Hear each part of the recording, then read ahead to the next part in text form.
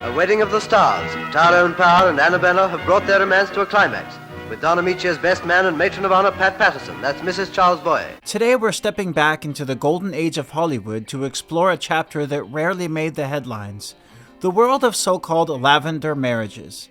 These unions were often carefully arranged to protect stars from scandal, helping them preserve both their privacy and their careers in an era when living openly was simply not an option. Do you like my dress?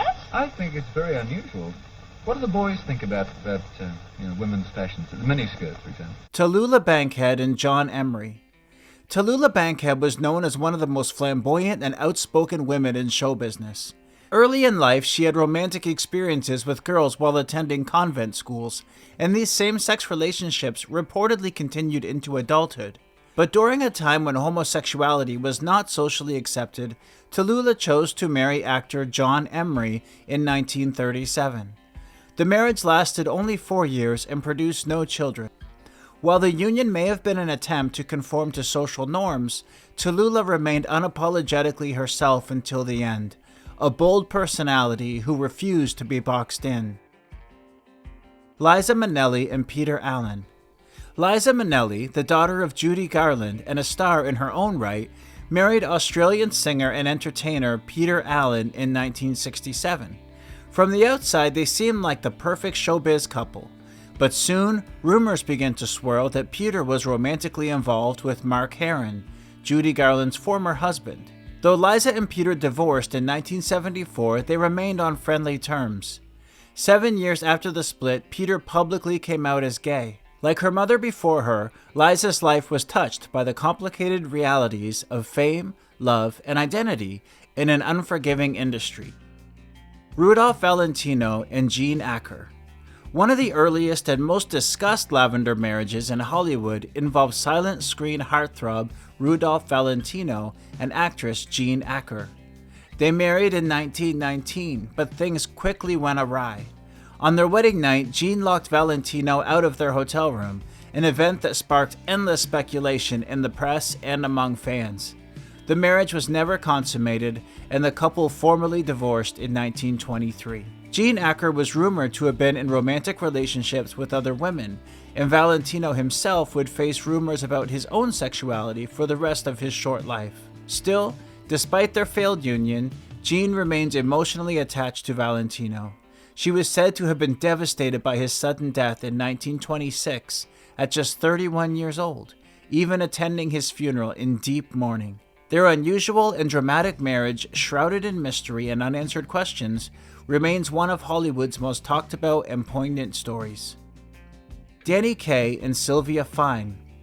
Kaye, the multi-talented performer known for his comedic timing and musical gifts, brought joy to millions. Yet behind the laughter, there were persistent rumors about his sexuality. In his early years in vaudeville, Danny was reportedly involved in relationships with other men. Still, he married Sylvia Fine, a gifted pianist and composer in the 1940s. The couple had a daughter, Dina, and stayed married until Danny's death in 1987.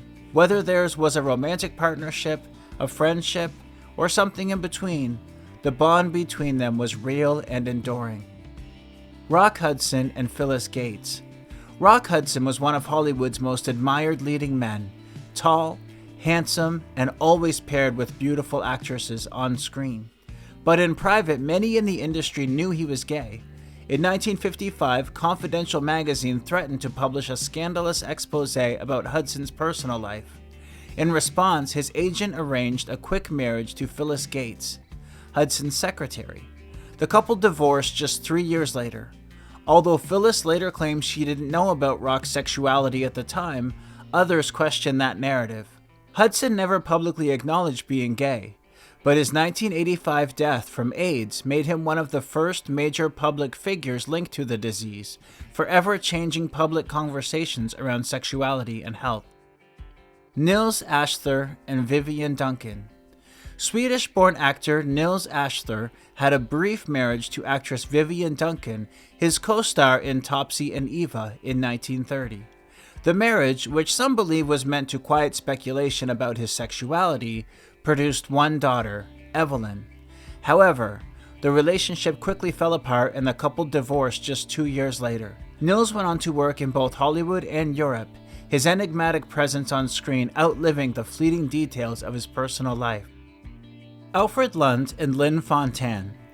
Alfred Lunt and Lynn Fontanne were, for decades, the shining stars of the American stage. Their partnership was legendary, and they were often hailed as the greatest husband and wife team in theater history. Yet whispers surrounded their personal life. Many believed their marriage was a Lavender one, a convenient cover for their true selves. The Lunts never spoke publicly about these rumors, choosing instead to maintain their dignity and privacy. Their story remains one of deep companionship, artistic brilliance, and quiet strength. Judy Garland and Vincent Minnelli. Vincent Minnelli, the acclaimed director of musicals like An American in Paris, led a relatively private life before becoming a Hollywood success.